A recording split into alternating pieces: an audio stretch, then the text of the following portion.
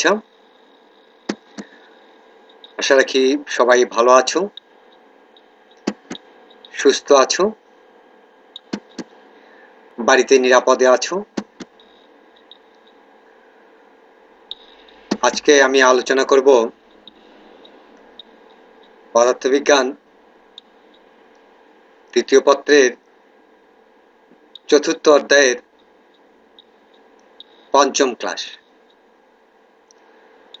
ক্লাসে যাওয়ার পূর্বে আমি তোমাদেরকে বলবো, আমার এই ক্লাসগুলো তোমরা ফিজিক্স ক্লাস উইথ এসসিবি নামক ইউটিউব চ্যানেলে দেখছো। আশা করি ক্লাসগুলো ভালো লাগলে লাইক করবে, কোনো প্রশ্ন থাকলে কমেন্টসে জানাবে, চ্যানেলটি সাবস্ক্রাইব করবে এবং অল বাটনে বেল বাটনে ক্লিক করবে, তাহলে নতুন নতুন ভিডিওগুলো মেসেজ তোমাদের কাছে চলে যাবে। Like, comment, subscribe, bell all বাটনে ক্লিক, এই প্রক্রিয়ার মধ্য দিয়ে আমার সাথে তোমরা সংযুক্ত থাকতে পারো। আমরা চলে যাচ্ছি আমাদের নির্ধারিত ক্লাসে। ইলেকট্রনের কক্ষীয় গতির জন্য চুম্বক ক্ষেত্র ও চুম্বক ভ্রামক। ইলেকট্রনের কক্ষীয় গতির জন্য orbital motion, magnetic field and movement due to orbital motion of electron। তাহলে আমরা চুম্বক ক্ষেত্র এবং চুম্বক ভ্রামক দুইটাই দেখব কোথাকায় কক্ষীয় গতির জন্য ইলেকট্রনের। তার আগে আমরা স্ট্রাকচার অফ অ্যাটম অর্থাৎ একটি পরমাণুর কিরকম গঠন সেটা দেখব। যদি এগুলো আমরা নিচের ক্লাসে জেনে এসেছি, তারপরে একটু ঝালাই করে নেই। লক্ষ্য করে চিত্রটাতে একটি পরমাণুর ব্যবচ্ছেদ করা হয়েছে। পরমাণুর ব্যবচ্ছেদ করা হয়েছে। এখানে দেখো যে এটি একটি নিউক্লিয়াস, যা পরমাণুর কেন্দ্রে অবস্থিত। এই নিউক্লিয়াসে দুই ধরনের মূলত কণিকা আছে: প্রোটন ধনাত্মক চার্জবাহী কণিকা, নিউট্রন চার্জবিহীন কণিকা। এছাড়া আরো কিছু কণিকা আছে, সেগুলো আমাদের এখন আলোচনার বিষয় নয়। এই প্রোটন এবং নিউট্রন একত্রিত হয়ে নিউক্লিয়াস তৈরি করে। আর এই নিউক্লিয়াসের চারদিকে এই বিভিন্ন কক্ষপথে দেখো, সবুজ কক্ষপথগুলোর মধ্যে এই ইলেকট্রনগুলো ঘোরে বা পরিভ্রমণ করে। এই পরমাণু গঠন নিয়ে তিনটা চারটা মডেলের কথা আমরা জেনেছি। থমসন মডেল, এটাকে পোডিং মডেল বলে।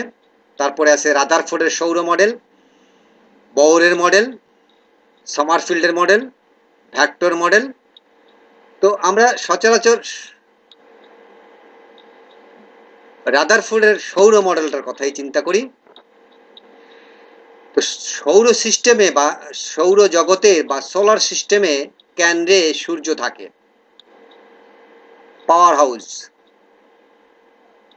আর তার চারপাশে ইলেকট্রনগুলো, তার চারপাশে গ্রহগুলো, বুধ, শুক্র, পৃথিবী, ইউরেনাস, নেপচুন, প্লুটো ইত্যাদি গ্রহগুলো বিভিন্ন কক্ষপথে পরিভ্রমণ করে। এজন্য এই রাদারফোর্ডের মডেলকে সৌর মডেল বলা হয়। কেন্দ্রে নিউক্লিয়াস থাকে সাচ অ্যাজ সান বা সূর্য, আর গ্রহগুলো নেয় ইলেকট্রনগুলো নিউক্লিয়াসকে কেন্দ্র করে পরিভ্রমণ করে। গত 2 দিন পূর্বে আমরা একটা ক্লাসে দেখেছি যে পরিবাহীর মধ্য দিয়ে তড়িৎ প্রবাহিত হলে তার আশেপাশে চুম্বক ক্ষেত্রের সৃষ্টি হয়। এখন এই যে বৃত্তাকার পরিবাহীটা, তার মধ্যে দিয়ে আই এম্পিয়ার তড়িৎ প্রবাহিত হয়েছে, ফলে ওরস্টেডের পরীক্ষা থেকে আমরা দেখেছি যে এর আশেপাশে কি হবে, চুম্বক ক্ষেত্রের সৃষ্টি হয়েছে। সেই চুম্বক ক্ষেত্রের মান বায়ো-সাভার্ট সূত্রের সাহায্যে দেখেছি, এম্পিয়ারের সূত্রের সাহায্যে দেখেছি। আর চুম্বক ক্ষেত্র একটি ভেক্টর রাশি, তার দিক আছে, দিক নিয়ে দেখেছি ফ্লেমিং এর ডান হস্ত সূত্রের কথা, দেখেছি ম্যাক্সওয়েলের কক্স-স্ক্যু এর সূত্রের কথা। তা এখন তোমাদের প্রশ্ন জাগতে পারে যে ইলেকট্রন ঘূর্ণনের সাথে এই পরিবাহীর মধ্য দিয়ে তড়িৎ প্রবাহের ঘূর্ণনের কি সম্পর্ক আছে? হ্যাঁ, সম্পর্ক আছে। সেটা হলো ইলেকট্রন একটি চার্জবাহী কণিকা। যখনই কোনো চার্জবাহী কণিকা পরিভ্রমণ করে তখন সেই পরিভ্রমণ পথের চারদিকে চুম্বক ক্ষেত্রের সৃষ্টি হয়। তাহলে ইলেকট্রনগুলো যখন পরিভ্রমণ করছে নিউক্লিয়াসকে কেন্দ্র করে বৃত্তাকার পথে, তখন সে এখানে একটি চুম্বক ক্ষেত্রের সৃষ্টি করছে। তো আমরা জানি একটি তড়িৎবাহী কুণ্ডলীর চুম্বক ভ্রামক এম ভেক্টর সমান সমান এন আই এ ভেক্টর। এই যে কুণ্ডলীর মধ্য দিয়ে তড়িৎ প্রবাহের ফলে যে চুম্বক ভ্রামকের সৃষ্টি হচ্ছে তার মান M vector equal to N I A vector. I হলো তড়িৎ প্রবাহ, এ হলো চুম্বক কুণ্ডলীর তলের ক্ষেত্রফল, এন হলো কুণ্ডলীর পাক সংখ্যা, আই হলো তড়িৎ প্রবাহ, এ হলো কুণ্ডলীর তলের ক্ষেত্রফল। ক্লিয়ার? তাহলে এই চিত্রের সাথে এই চিত্রের সম্পর্ক হলো যে ইলেকট্রন হলো চার্জগ্রস্ত কণিকা। তো চার্জগ্রস্ত কণিকা যখন ঘুরে তখন কি হয়? সেখানে চুম্বক ক্ষেত্রের সৃষ্টি হয়। তো চুম্বক ক্ষেত্রের সৃষ্টি হলে চুম্বক ক্ষেত্রের চুম্বক সংক্রান্ত যত রাশিগুলো আছে এখানেও সেই সকল রাশিগুলোর সৃষ্টি হবে। এর মধ্যে অন্যতম একটা রাশি হলো চুম্বক ভ্রামক, এবং সেই চুম্বক ভ্রামক এম ভেক্টর সমান সমান এন আই এ ভেক্টর এই কুণ্ডলীর মধ্য দিয়ে যখন তড়িৎ প্রবাহিত হয়েছে। আচ্ছা, তো এখন এই ইলেকট্রনের ক্ষেত্রে কি অবস্থা হয় সেটা এখানে দেখি আমরা। এই চিত্রটা একটু লক্ষ্য করো, এটা হলো ঘূর্ণন অক্ষ। এই ঘূর্ণন অক্ষটা নিউক্লিয়াসের কেন্দ্র দিয়ে চলে গেছে, কাল্পনিক কেন্দ্র অক্ষ এটি একটা। তাহলে এই কেন্দ্রে কি আছে? এখানে নিউক্লিয়াস আছে। নিউক্লিয়াস থেকে আর দূরত্বে বা আর ব্যাসার্ধ নিয়ে একটি ইলেকট্রন এই বৃত্তাকার পথে পরিভ্রমণ করছে। এই ইলেকট্রনের চার্জের পরিমাণ ই, ইলেকট্রনটির ঘূর্ণন পথের ব্যাসার্ধ বা অবস্থান ভেক্টর আর, এর মধ্যে যে তড়িৎ প্রবাহিত হচ্ছে সেই তড়িৎ প্রবাহের পরিমাণ হলো আই। ইলেকট্রনটির ভর এম ই অথবা শুধু এম। ভি হলো ইলেকট্রনটির এই স্পর্শ বরাবর রৈখিক বেগ। যেহেতু ইলেকট্রনটি বৃত্তাকার পথে ঘুরে, অতএব তার মধ্যে কৌণিক গতি সংক্রান্ত রাশিমালাগুলো বিদ্যমান থাকবে। এই রাশিমালাগুলোর অন্যতম একটি রাশিমালা হলো কৌণিক ভরবেগ এল ভেক্টর, আর এম এল হলো কক্ষীয় চুম্বক ভ্রামক। এখন কক্ষপথে ইলেকট্রন একবার পরিভ্রমণ করতে প্রয়োজনীয় সময়, এই যে ইলেকট্রনটা এই অবস্থা থেকে এখান থেকে যাত্রা শুরু করে আবার এখানে ফিরে আসতে যে সময় লাগে সেই সময় ধরে নিচ্ছি আমরা টি সমান সমান twice pi R by V, অর্থাৎ সময় সমান সমান পরিধি ডিভাইডেড বাই ব্যাগ। এখানে অতিক্রান্ত দূরত্ব হলো পরিধি, টুয়াইস পাই আর এই চিত্রের ক্ষেত্রে, আর রৈখিক ব্যাগ হলো তার ভি। তাহলে কক্ষপথে ইলেকট্রন একবার প্রদক্ষিণ করতে প্রয়োজনীয় সময় টি সমান সমান twice pi R by V. এটাকে আমরা 1 নাম্বার সমীকরণ দিয়ে দেখাচ্ছি। আবার তড়িৎ প্রবাহ আই সমান সমান জানি আমরা চার্জ বাই সময়। তড়িৎ প্রবাহ আই সমান সমান চার্জ বাই সময়, অর্থাৎ একক সময়ে যে পরিমাণ আধান প্রবাহিত হয় তাকে তড়িৎ প্রবাহ বলে। এখন এই সমীকরণে I equal to E by T, এই টি এর মান 1 নাম্বার সমীকরণ থেকে এনে বসিয়ে দেওয়া হয়েছে। তাহলে আই সমান E V divided by twice pi R, এটাকে আমরা 2 নাম্বার সমীকরণ দ্বারা প্রকাশ করছি। তারপরে দেখো যে এর আগের ক্লাসে আমরা বায়ো-স্যাভার্ট সূত্র থেকে বৃত্তাকার কুণ্ডলীর কেন্দ্রে চুম্বক ক্ষেত্র, অর্থাৎ এই যে আধানটা, এই আধানটা যখন বৃত্তাকার পথে ঘুরছে তখন তার চারপাশে একটি চুম্বক ক্ষেত্রের সৃষ্টি হবে এবং এই বৃত্তের কেন্দ্রে এই চুম্বক ক্ষেত্রের মান কত হবে সেটা বায়ো-স্যাভার্ট সূত্রের প্রয়োগ থেকে আমরা জেনেছি যে বায়ো-স্যাভার্ট সূত্র হতে বৃত্তাকার কুণ্ডলীর কেন্দ্রে চুম্বক ক্ষেত্র বি সমান সমান I mu naught by twice R, I mu naught by twice R, এটা হলো বৃত্তাকার কুণ্ডলীর কেন্দ্রে অর্থাৎ এই বিন্দুতে চুম্বক ক্ষেত্রের মান। আই এর মান এই 1 নাম্বার সমীকরণ থেকে এনে আমরা বসিয়ে দিলাম, বসিয়ে ফাইনালি আমরা পেলাম বি সমান সমান mu naught E V 4 pi R square. Clear? আচ্ছা, কোত্থেকে যে এই যে আই, এই আই এর পরিবর্তে 2 নাম্বার সমীকরণ থেকে লিখে দিলাম কি ইভি টুয়াইস পাই আর। তাহলে ফাইনালি বি সমান সমান আমরা পেলাম mu naught E V 4 pi R square.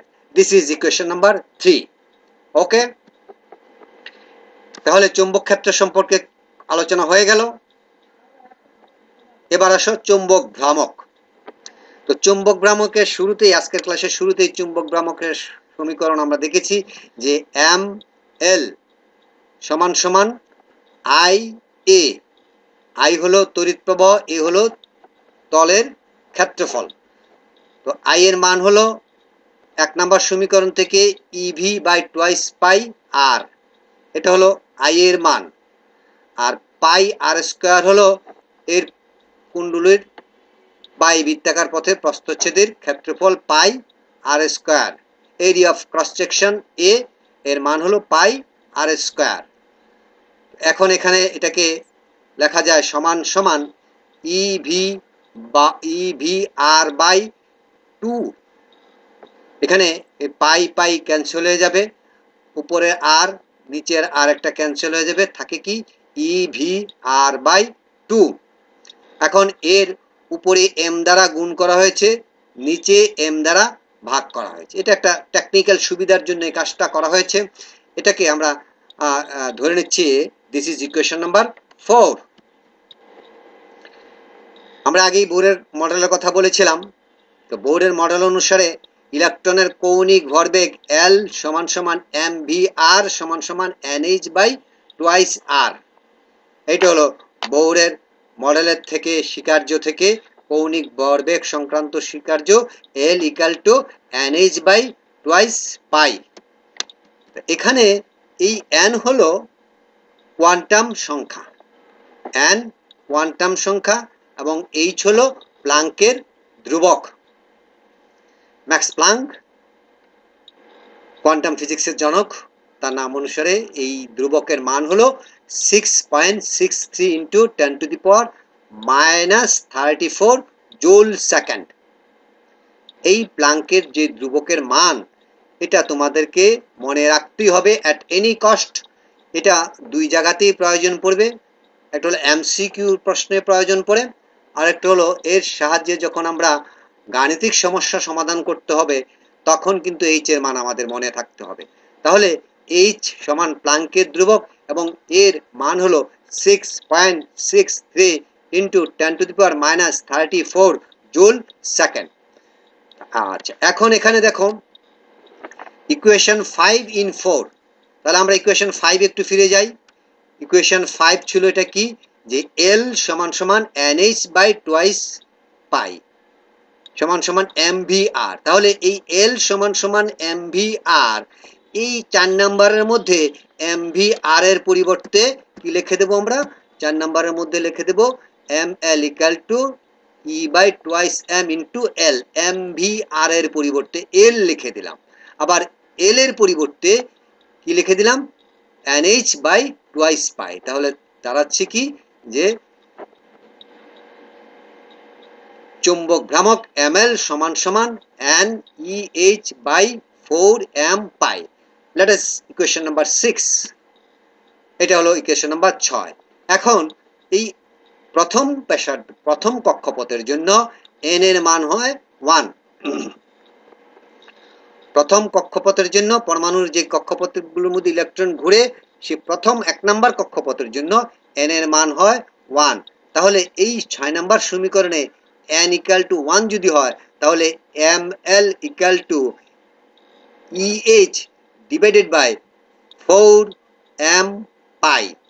Equation number 7। এই 7 সমীকরণটাকে বা সমীকরণ 7কে বোর ম্যাগনেটন বলে। এই যে ml সমান সমান EH বাই 4m পাই, এটাকে বলা হয় বোর ম্যাগনেটন। এর একটা নির্দিষ্ট মান আছে, সেই মান হলো 9.27 into 10 to the power minus 24 ampere metre inverse 2। কার মান? বোর ম্যাগনেটনের মান। প্রথম কক্ষপথের জন্য বোর ম্যাগনেটনের মান হলো 9.27 into 10 to the power minus 24 ampere metre inverse 2। অর্থাৎ এই 7 নম্বর সমীকরণে ই এর মান, ইলেকট্রনের আধানের মান, প্লাঙ্কের ধ্রুবকের মান এবং ইলেকট্রনের ভরের মান নিয়ে যদি বসিয়ে যদি হিসেব করি তাহলে এই চুম্বক ভ্রামক ml এটাকে বলা হয় বোর ম্যাগনেটন এবং এই বোর ম্যাগনেটনের মান হবে 9.27 into 10 to the power minus 24 ampere metre inverse 2। Clear? তাহলে এই যে 7 নম্বর সমীকরণটা, এটাকে ভেক্টর রূপে লেখা যায়, কারণ চুম্বক ভ্রামক একটি ভেক্টর রাশি। ভেক্টর রূপে লিখলে পারা যায় কি m vector equal to minus E by twice m l vector. এতক্ষণ দেখো এই যে 7 নম্বর সমীকরণে সেখানে কোনো মাইনাস চিহ্ন ছিল না, কিন্তু যখন এটাকে ভেক্টর ফর্মে লিখতে গেলাম তখনই সেখানে একটি মাইনাস চিহ্ন দিতে হচ্ছে। What is the significant of negative sign? অর্থাৎ এই নেগেটিভ সাইনের গুরুত্ব কি এখন সেটা আমরা দেখব। যেহেতু ইলেকট্রনের চার্জ ঋণাত্মক এবং চুম্বক ভ্রামকের দিক ও কৌণিক ভরবেগের দিক পরস্পর বিপরীত, সে কারণে এখানে এই মাইনাস সাইনটুকু ব্যবহার করা হয়েছে, ঋণাত্মক চিহ্নটুকু ব্যবহার করা হয়েছে। কারণ কি? যেহেতু এই ইলেকট্রন ঋণাত্মক চার্জ কণিকা, তারপরে এই যে চুম্বক ভ্রামক এবং এই যে কৌণিক বেগ, এরা পরস্পর বিপরীত দিকে অবস্থান করছে বলে এখানে এই মাইনাস চিহ্ন ব্যবহার করা হয়েছে। ঠিক আছে? এই হলো আমাদের কক্ষীয় পথের জন্য চুম্বক ভ্রামক এবং চুম্বক ক্ষেত্র। এবার দেখব আমরা ইলেকট্রন স্পিনের জন্য চুম্বক ক্ষেত্র। ইলেকট্রন স্পিনের জন্য চুম্বক ক্ষেত্র। এখন প্রশ্ন আসবে, স্পিন কি? যদি সহজ কথায় বলে, স্পিন মানে মোচড় দেওয়া। ক্রিকেট খেলা দেখো না, স্পিনার আছে, অর্থাৎ বলার স্পিন বল বলা হয়। হ্যাঁ, স্পিন বলার স্পিন বল করে। তো স্পিন মানে বলটা মুচড়িয়ে যে ভূমিতে পড়ে। তো এখন এই ইলেকট্রন যে অরবিটালের মধ্যে ঘুরে, সেটা আমরা এখানে দেখছি যে ইলেকট্রন এই পথগুলোতে নিউক্লিয়াসকে কেন্দ্র করে ঘুরছে, অবিরত ঘুরছে। এখন এই ঘূর্ণনটা একটু ভিন্ন রকমের ঘূর্ণন। দ্বিতীয় চিত্রটাতে দেখো, এই হলো নিউক্লিয়াস। এই নিউক্লিয়াসকে কেন্দ্র করে এই ইলেকট্রনটা এই পথে পরিভ্রমণ করছে। তো যখন সেই পথে পরিভ্রমণ করে তখন সে নিজ অক্ষের মধ্যেও এভাবে মুচড়িয়ে ঘুরতে থাকে। এখন এই মুচড়িয়ে ঘোরার জন্য চুম্বক ক্ষেত্র এবং চুম্বক ভ্রামক কিভাবে, সেটা আমরা দেখব। তৃতীয় চিত্রতে লক্ষ্য করে, এই যে একটা ইলেকট্রন, সে যখন নিউক্লিয়াসের চারিদিকে ঘুরে নিজ অক্ষে মোচড় দেয়, এই মোচড়টা ক্লকওয়াইজ হতে পারে, অর্থাৎ ঘড়ির কাঁটার দিকে হতে পারে, ঘড়ির কাঁটার দিকে মোচড় দিলে এই ঘূর্ণনের ফলে যে চুম্বক ক্ষেত্রের সৃষ্টি হয় তার নর্থ পোল হয়, অর্থাৎ উত্তর মেরু হয় উপরের দিকে, দক্ষিণ মেরু হয় নিচের দিকে। আবার যখন সে এন্টি ক্লকওয়াইজ, এখানে প্রথমটাতে এন্টি ক্লকওয়াইজ ঘুরছে, প্রথমটাতে লক্ষ্য করো এন্টি ক্লকওয়াইজ ঘুরছে, তখন যে চুম্বক ক্ষেত্রের সৃষ্টি হচ্ছে তার সাউথ পোল নিচের দিকে, নর্থ পোল উপরের দিকে, এবং এই স্পিনের মান হচ্ছে +½ আবার এই ইলেকট্রনটা যখন ঘড়ির কাঁটার দিকে ঘুরছে, ক্লকওয়াইজ ঘুরছে, তখন যে চুম্বক ক্ষেত্রের সৃষ্টি হচ্ছে তার নর্থ পোল হচ্ছে নিচের দিকে এবং সাউথ পোল হচ্ছে উপরের দিকে, এবং এই স্পিনের মান হচ্ছে -½ তো এই ধরনের অবস্থায় যে চুম্বক ভ্রামক সৃষ্টি হচ্ছে সেই ইলেকট্রন স্পিন ঘূর্ণনের জন্য চুম্বক ভ্রামক ms = EH/4πm। দেখো ms এবং ml এর মান কিন্তু সমান, EH/4m পাই এটা হলো ms, ms মিন্স স্পিন ঘূর্ণনের জন্য, আর ml হলো অরবিটাল অর্থাৎ কক্ষীয় ঘূর্ণনের জন্য। ঠিক আছে, তাহলে আজকে এই পর্যন্তই, সবাইকে ধন্যবাদ।